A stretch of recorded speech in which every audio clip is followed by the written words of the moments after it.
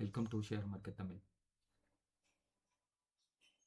நம்ம நிஃப்டி 50 நேற்று எந்த மாதிரி ரியாக்ட் ஆகிருக்கு அப்படின்னா, நம்ம போட்ட அந்த சப்போர்ட் லைன் மிடில் ஓப்பன் ஆகிட்டு சப்போர்ட் லைன் வரைக்கும் வந்துட்டு, அதுக்கப்புறம் ரெசிஸ்டன்ஸ் போட்ட லைன் வரைக்கும் போயிட்டு திரும்பியும் எங்கே ஓப்பன் ஆச்சோ அந்த இடத்துல வந்து க்ளோஸ் பண்ணியிருக்காங்க.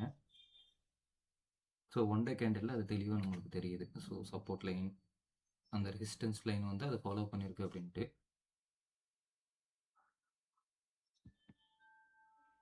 அடுத்து அது எப்படி இருக்கும் அப்படின்னு சொல்லி பார்த்தோம் அப்படின்னா, 5 மினிட் கேண்டிலில் பார்ப்போம். 5 மினிட் கேண்டிலில்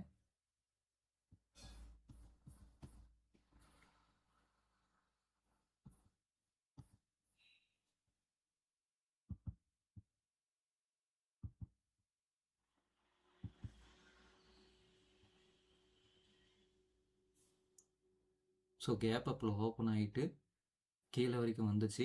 தென் மார்க்கெட்டை வந்து பையர்ஸ் எடுத்துகிட்டு போயிருக்காங்க. எடுத்துகிட்டு போயிட்டு நம்ம ரெசிஸ்டன்ஸ் எங்கே சொல்லியிருந்தோமோ அது வரைக்கும் போயிட்டு அதுக்கப்புறம் கீழே வந்து திரும்பியும் சப்போர்ட்டை தொட்டுட்டு திரும்பியும் அந்த இடத்துல கன்சல்டேஷனாக நம்மளுக்கு நின்று இருக்கு. ஸோ இன்னையோட எக்ஸ்பெக்டேஷன் எந்த மாதிரி இருக்கும் அப்படின்னா, இன்னைக்கு கேப் அப்பில் ஓப்பன் ஆகிட்டு ஸோ ஓப்பன் ஆகிறது வந்து அரௌண்ட் 25,980 இந்த ரேஞ்சில் ஓப்பன் ஆகிட்டு பவுன்ஸ் பேக் மேலே இங்கே போட்டிருக்கிற ரெசிஸ்டன்ஸ் 26,100 வந்து நம்மளுக்கு மேஜர் ரெசிஸ்டன்ஸாக இருக்குது. அந்த ரெசிஸ்டன்ஸ் வரைக்கும் போயிட்டு திரும்பியும் கீழே வரதுக்கு பாசிபிலிட்டிஸ் இருக்குது. ஒருவேளை இதை பிரேக் பண்ணிச்சு அப்படின்னா நெக்ஸ்ட் லெவலுக்கு மூவ் ஆகிறதுக்கு பாசிபிலிட்டிஸ் இருக்குது. சரிங்களா? ஸோ லாங் வியூவில் பார்த்தோம் அப்படின்னா 26,342 மேஜர் ரெசிஸ்டன்ஸாக இருக்கும். ஸோ அதுக்கேற்ற மாதிரி பார்த்து ட்ரேட் பண்ணுங்கள். இன்னையோட லெவலில் பார்த்தோம் அப்படின்னா இந்த 5 மினிட் கேண்டில் வச்சு பார்த்தோன்னா 25,900க்கு மேலே 980க்கு மேலே வந்து நம்மளுக்கு கேப் அப்பில் ஓப்பன் ஆகிட்டு தென் 26,100 மேஜர் ரெசிஸ்டன்ஸாக நம்மளுக்கு வந்து ஆக்ட் ஆகும். ஓகேங்களா? ஸோ அந்த லெவலில் பார்த்துக்கோங்க.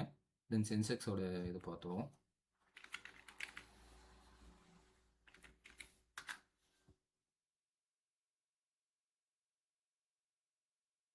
ஸோ சென்செக்ஸ் 5 மினிட் கேண்டிலில் பார்த்தோம் அப்படின்னா ஒரு பெரிய கேப்பில் ஓப்பன் ஆகிட்டு கீழே செல்லர்ஸ் எடுத்துகிட்டு வந்தாங்க. தென் அது வந்து ஒரு ரெசிஸ்டண்ட்டாக ஆக்ட் ஆகி அது பிரேக் பண்ண உடனே ஒரு நல்ல மூவ் கொடுத்தாங்க. மூவ் கொடுத்துட்டு அடுத்து நம்ம ரெசிஸ்டன்ஸ் எந்த இடத்துல சொல்லியிருந்தோமோ அந்த இடத்துல அது வரைக்கும் போயிட்டு திரும்பியும் கீழே வந்து இந்த இடத்துல இந்த ரெசிஸ்டன்ஸ், அதாவது ஃபர்ஸ்ட் ரெசிஸ்டன்ஸுக்கு கீழே வந்து நம்மளுக்கு க்ளோஸ் ஆகிருக்கு. ஸோ இந்த சேனல் நம்ம பார்த்தோம் அப்படின்னா அப் ட்ரெண்டில் போகுது. இன்னியோட லெவல் அப்படின்னு பார்த்தோன்னா கேப் அப்பில் ஓப்பன் ஆகிட்டு ஸோ 84,470 இது பிரேக் பண்ணாலும் இந்த இடம் வந்து ஒரு ரெசிஸ்டண்ட்டாக ஆக்ட் ஆகும். ஸோ இந்த ட்ரெண்ட் லைனில் பார்த்தோம்னா இது பேஸ் பண்ணி இது ரெசிஸ்டண்ட்டாக ஆக்ட் ஆக பாசிபிலிட்டிஸ் இருக்குது. இதையும் ஒரு வேளை பிரேக் பண்ணிச்சு அப்படின்னா நெக்ஸ்ட் மூவ் போகும். அதர்வைஸ் அது கீழே வந்து இறங்குறதுக்கு பாசிபிலிட்டிஸ் இருக்கும். சரிங்களா? அதுக்கேற்ற மாதிரி ட்ரேட் பார்த்துக்கோங்க. தென் பேங்க் நிஃப்டி அதோட இது பார்த்துருவோம்.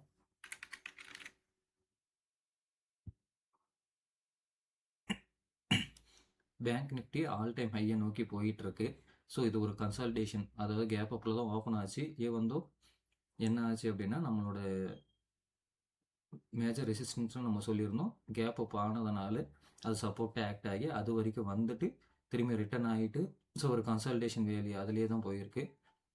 ஸோ அடுத்தது போகும் அப்படின்னா கேப் ஓப்பன் ஆகிட்டு சாரி கேப் அப்பில் ஓப்பன் ஆகிட்டு 60,940, அதுக்கப்புறம் 61,250 அந்த ரேஞ்சில் வந்து போகிறதுக்கு பாசிபிலிட்டிஸ் இருக்குது.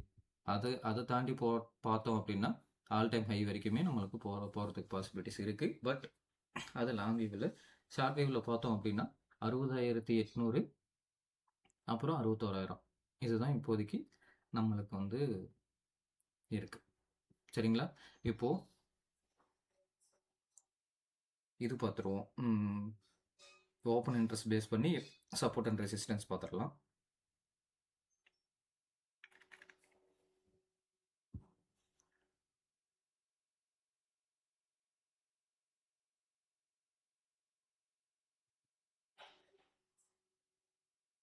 செவன்டீன் எக்ஸ்பைரி எடுத்திருக்கேன்.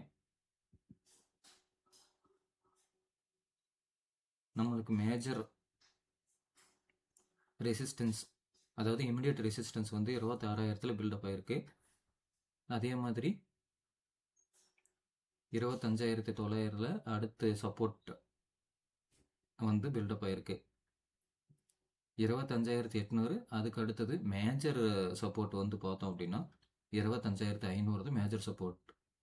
ஸோ இறங்கினாலும் இது வரைக்கும் தான் இறங்கும், அதுக்கு மேலே இறங்குறதுக்கு வாய்ப்பு இல்லை.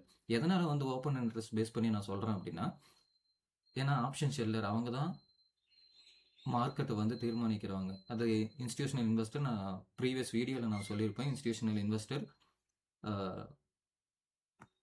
மார்க்கெட் எப்படி மூவ் ஆகணுன்றது தீர்மானிக்கிறது அவங்க தான். ஸோ அவங்க என்ன பண்ணுவாங்க, நிறைய அமௌண்ட் வச்சுருக்கிறதுனால ஆப்ஷன் செல்லராக இருப்பாங்க. அவங்க எந்த இடத்துல அதிகமாக வைக்கிறாங்களோ அதுக்கு கீழே போகிறதுக்கு பாசிபிலிட்டிஸ் இருக்காது. அதே மாதிரி அதுக்கு மேலே போகிறதுக்கு பாசிபிலிட்டிஸ் ரொம்ப ரொம்ப கம்மியாக இருக்கும். சரிங்களா? இந்த இடத்துல அதிகமான கால் வாங்கி வச்சுருக்கிறாங்க. ஸோ இது பிரேக் பண்ணுறது மேக்ஸிமம் பாசிபிலிட்டிஸ் குறைவு. அப்படி பிரேக் பண்ணாலும் அடுத்ததாக பிரேக் பண்ணுறதுக்கு வந்து 26,200. சரிங்களா? ஸோ இந்த லெவல் கொஞ்சம் பார்த்துக்கோங்க. கேப் அப்பில் ஓப்பன் ஆனாலும் இது படி பார்த்தோம் அப்படின்னா கீழே இறங்குறதுக்கு பாசிபிலிட்டிஸ் இருக்குது. ஈவன் தோ எஃப்ஐஏலாம் உள்ளே வந்திருக்கிறாங்க. எஃப்ஐஏ வந்ததுனால மேலே போகிறதுக்கு வாய்ப்புகளும் இருக்குது. ஸோ அதுக்கேற்ற மாதிரி பார்த்துக்கோங்க. அடுத்தது சென்செக்ஸ் பார்த்துக்குவோம். சென்செக்ஸில் பார்த்தோம் அப்படின்னா நாளைக்கு எக்ஸ்பைரி. ஓகே, நாளைக்கு எக்ஸ்பைரி தான் வச்சுருக்கோம். ஓகே, நாளைக்கு எக்ஸ்பைரி. ஸோ புட் சைடு தான் அதிகமான இன்ட்ரெஸ்ட் இருக்குது. அதனால் மேலே போகிறதுக்கு பாசிபிலிட்டிஸ் இருக்குது. ஏன்னா புட் சைடில் 84,000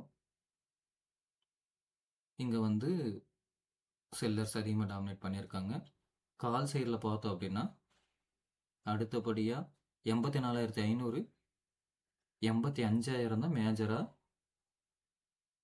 கால் சைடில் டாமினேட் பண்ணியிருக்காங்க. ஸோ அதனால் 85,000 வரைக்கும் போகிறதுக்கு பாசிபிலிட்டிஸ் இருக்குது. ஒருவேளை இது பிரேக் பண்ணால் ஃப்ரீயாக அது போகிறதுக்கு பாசிபிலிட்டிஸ் இருக்குது. சரிங்களா?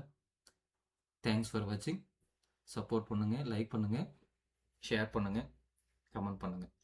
ஏதாவது வீடியோ வேணும், இந்த மாதிரி எஜுகேஷனல் வீடியோ வேணும்னு சொன்னீங்கன்னா கமெண்ட் பண்ணுங்கள், நான் அதுக்கேற்ற மாதிரி எடுத்து போடுறேன். தேங்க்யூ.